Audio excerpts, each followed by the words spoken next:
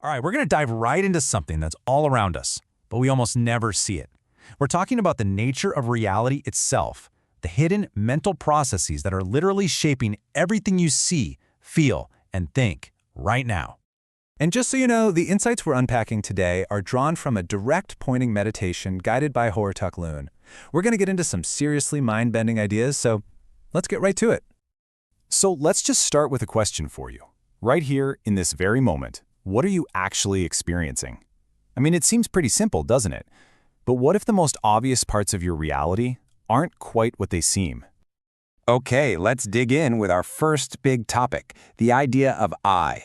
We all have this really solid feeling of being a self, right? A person sitting here listening. Well, we're going to put that very assumption right under the microscope. So our default setting is what you see on the left, this feeling that I am a solid, single self. It feels true, but the insight from our source material points to something completely different over on the right. The I isn't some fixed thing. It's a compound, a mixture of ever-changing mind and body processes. And here's the crucial point. That self we feel so strongly is described as a false impression. You know, it's like when you mix yellow and blue paint to get green. The green isn't some brand new, independent thing. It's just the result of the other two coming together. In the same way, that feeling of I just pops up when mental and bodily processes are mixed. This analogy just makes the point perfectly. We have a car, and we call it a vehicle. Simple enough?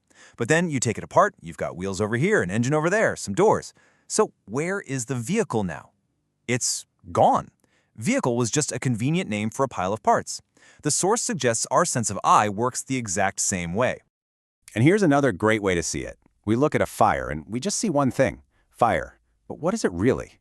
Well, it's a compound of a bunch of different things happening at once. There's heat, there's light, there's color, and there's the act of burning. All happening together, which creates the impression of a single thing, just like the I. All right, so let's move on to the next section and see how this all connects. If the I is this kind of compound illusion, then what about the world it supposedly experiences? How do we actually perceive what's out there? Let's get really practical. You're probably sitting on something right now. A chair, a cushion, maybe the floor. You feel it, right? But what is that feeling, really?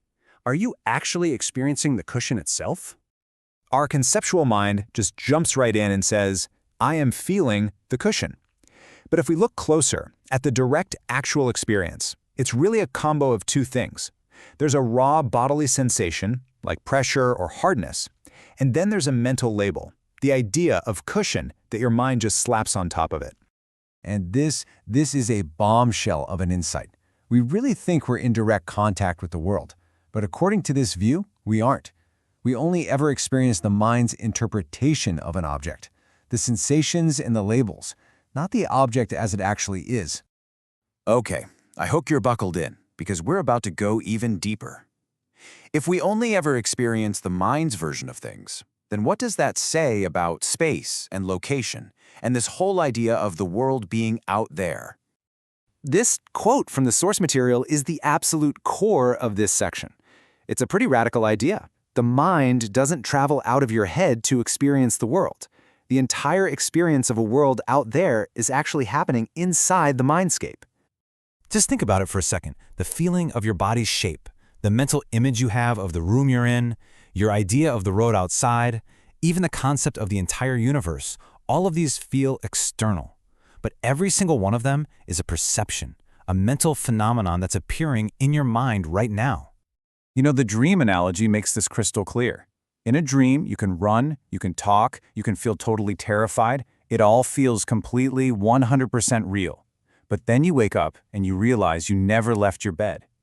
The suggestion here is that waking life operates on a very similar principle. It's a mental show that just feels external and real.